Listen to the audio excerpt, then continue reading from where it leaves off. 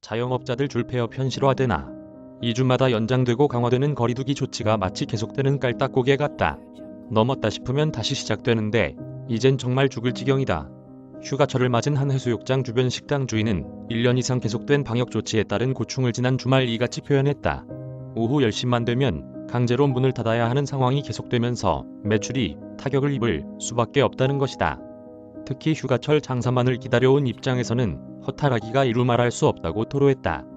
코로나19 재확산으로 사회적 거리두기가 강화하면서 자영업자 줄폐업이 가시화될 가능성이 커졌다.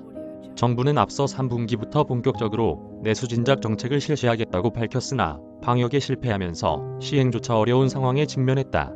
지금까지 버텨왔던 대면 서비스 업종에서는 종사자 수 감소가 눈에 띄게 나타나고 있다.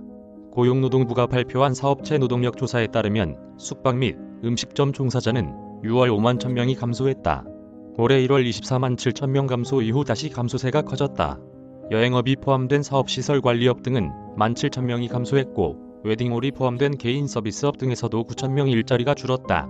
사회적 거리두기 강화가 본격적으로 영향을 미치기 시작한 지난달과 8월은 더 많은 감소가 예상된다.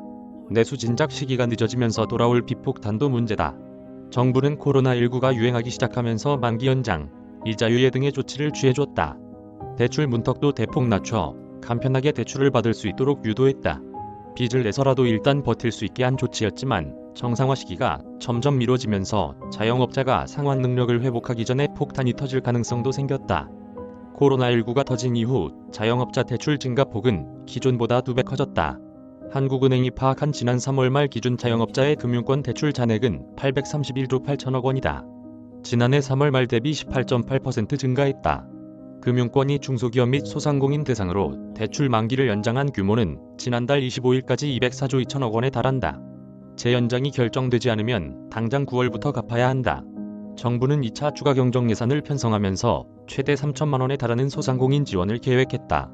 9월 말 만기 연장 조치를 일괄적으로 해제하면 지원해준 돈으로 빚을 갚으라는 소리가 될 수 있다. 3분기 일부 정상화를 전망했던 경제팀 입장에선 난처한 상황에 직면한 셈이다. 정부 입장에서도 이와 같은 상황 인식을 같이 하고 고민에 빠졌다.